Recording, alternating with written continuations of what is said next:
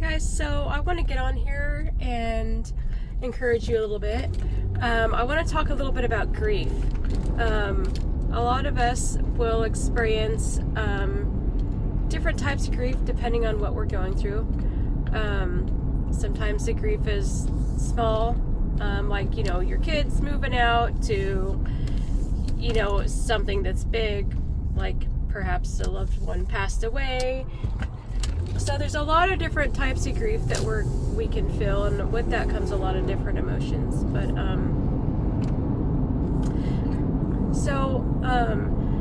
when you have grief, you'll experience a lot of different things, and your emotions will oscillate back and forth. And sometimes you'll have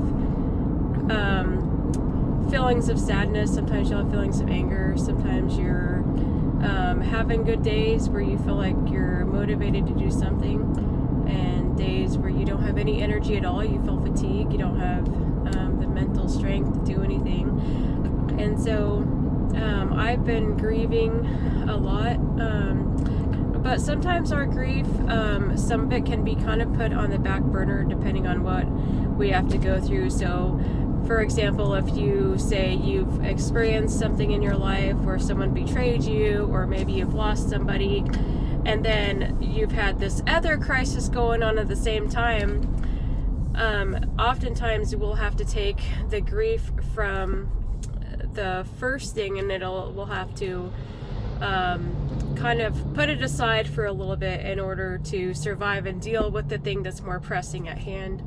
And so that's been something I've kind of been dealing with a little bit. But as our body starts to feel safe, we will naturally start to go through the grieving process for the things that we are needing to grieve. So sometimes our body's kind of in a protection mode, and so we got to put things off, and then like I said, as we start to feel safer, we will begin to start grieving the things, like naturally. It'll just start happening, as long as we're present with how we're feeling, and we're open to having those things. A person that is open to grieving, grief will come naturally to us.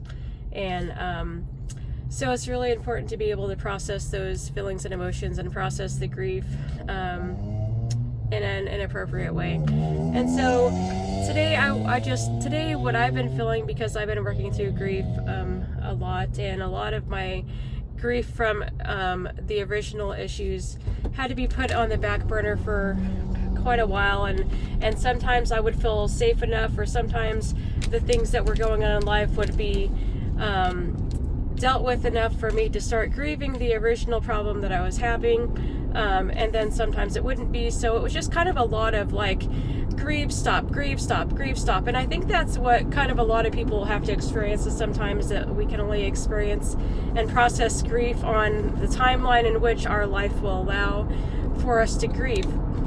But what I'm feeling today, and I know a lot of people are feeling this, is that I got up this morning, and I got up with the goal in mind to get my steps in, get my water intake in. Tonight I'll be taking the kids to the pool, and I wanted to go pick up some pickling cucumbers, because I want to make pickles. I've never made them before.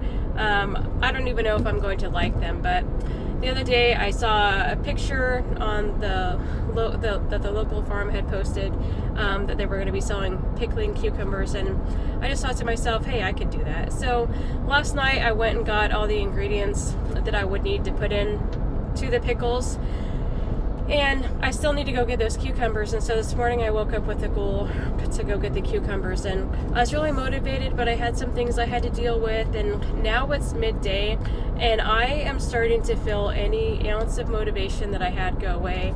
I'm starting to become fatigued. I'm starting to get really discouraged, and this is just part of like the grieving process, right?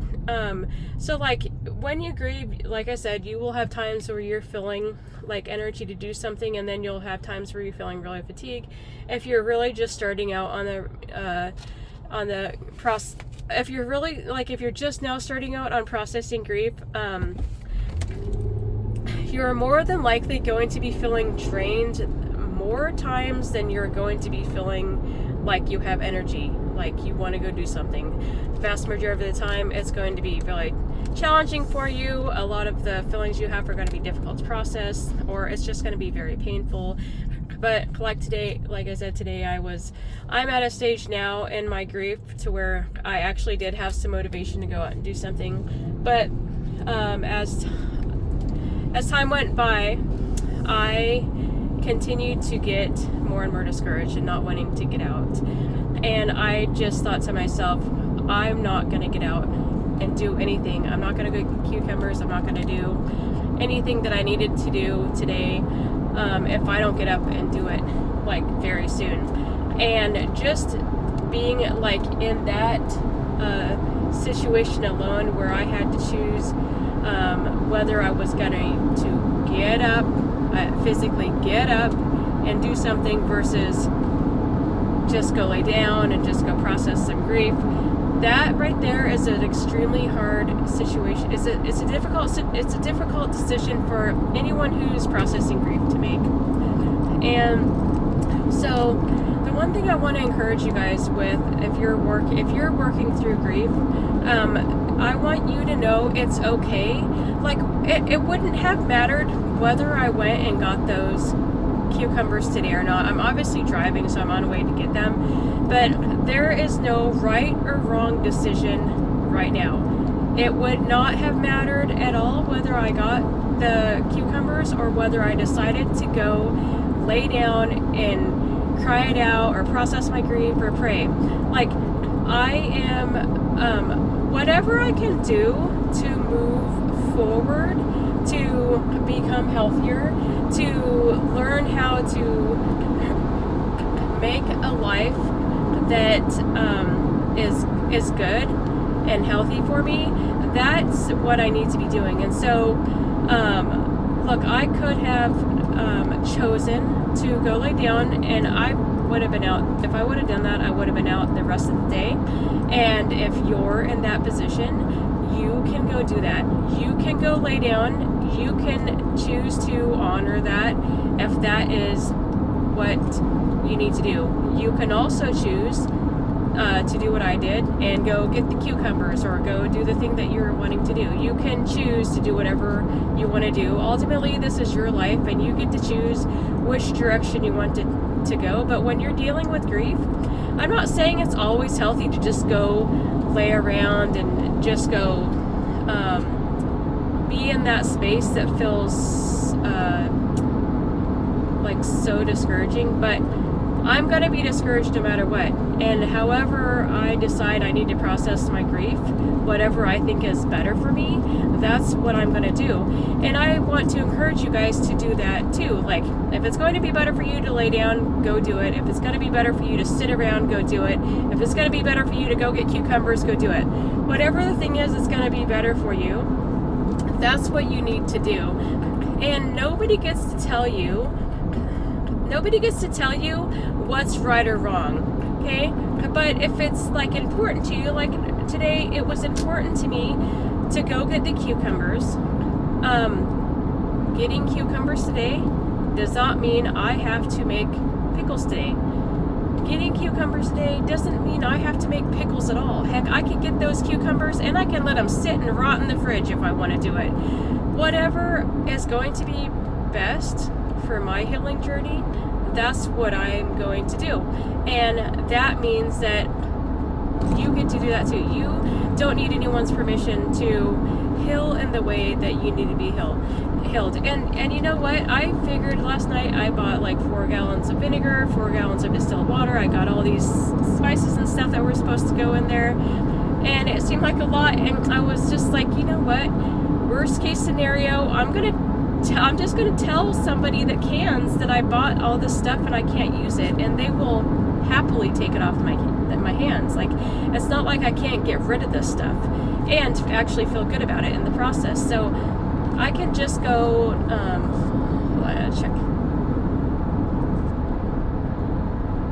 Sorry, I gotta check the map because I'm not sure exactly where I'm going. I just know I'm going to the farm. Anyway, so whatever it is that you need to do your healing journey, that's what you got to do. But another thing I wanted to point out is that I wanted to go to the farm to get the cucumbers. That's what I decided to do. But I didn't have to. So the only thing I committed to was getting my shoes on, grabbing my keys, and sitting in the car. And I just want to encourage you today, if you think what's going to be better for you is going out and doing the thing that you wanted to do, you don't have to do it. A lot of times, the hardest part is just getting the shoes on, or getting the keys, or getting your stuff together. So maybe commit to doing one or two of those things. Like as soon as the hardest part for me was getting up off the chair and stopping what I was already doing. Okay, I had been doing some writing this morning, and so I still have some more things I need to organize and write down. And I thought, I'm going to be out this for at least the next hour. If I sit here for the next hour doing this, I'm not going to... Sorry, I had to figure out my exit. I knew I wasn't going to get out. So,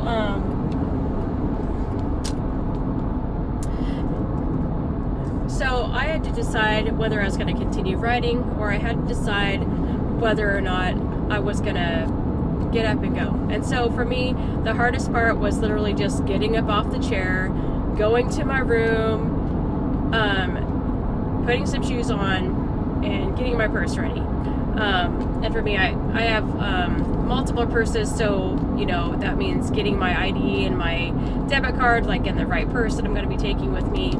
And so once I got up off the chair, and once I went and figured out what purse I was going to be taking, and I got my shoes on, I already had enough momentum to grab my keys, grab a light jacket, and say goodbye to the kids and get out to the car.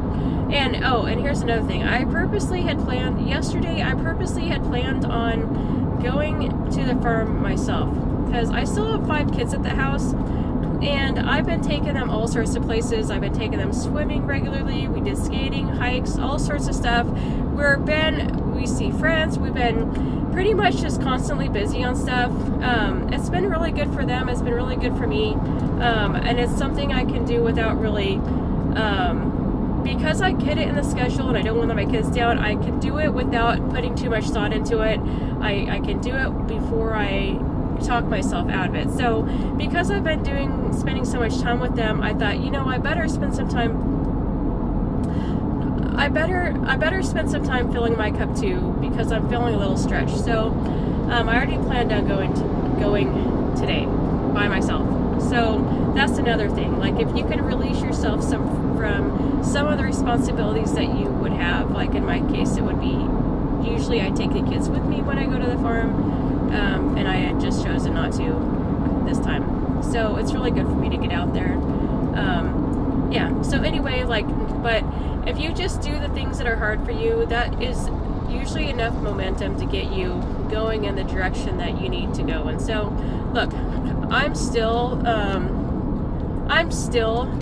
tired. I still feel fatigued. I still feel discouraged. I'm still grieving, and I'm driving.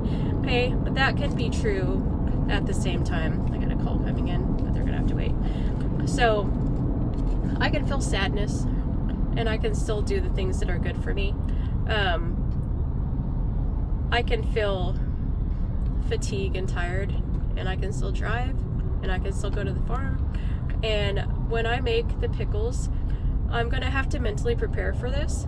It's going to be hard for me, because when you're grieving, everything is still hard. It doesn't mean that you can't sometimes still feel joy. You can feel joy and you can grieve, but it's still going to be hard. Everything I do, in this season that I am, everything feels hard for me. Everything feels mentally straining for me. It's all hard, but I'm gonna get it done. And my hope is, I'm not getting the same dopamine I would be, or the same great feeling I would be, like that I have if I were not grieving like I am. But my hope is to just to continue doing things and building a life that I love, and becoming a person that I love, because that's part of our grief too, is not there's this internal conflict going on, and we don't always love the person we've become, and it's uncomfortable, and we want to love life, and we want to love who we are, and we want to love what we're doing. So my goal to trying out all these different things and doing all these different things is just to become the person I want to become, the person in life I love. And what was I gonna say? And so my goal is to be able to, I want to look at the things I'm doing, and I want to start feeling really good about myself, and I just want to love it. And I'm not making pickles. I'm not gonna love doing it because I'm grieving, but I can love how I feel after I've completed it, because every time I do something, it's success. Every time I do something, it contributes to my healing. And so I may not love the process, but I love what it's doing to me, and I love what I'm building, and I love the person I'm becoming. And just figuring out what kind of person I am it's good. It's good for you. It's helping me heal. It's helping me become whole. And so I hope that you can take these words and somehow find encouragement through them today. Anyway, I'll talk to you guys later. Bye.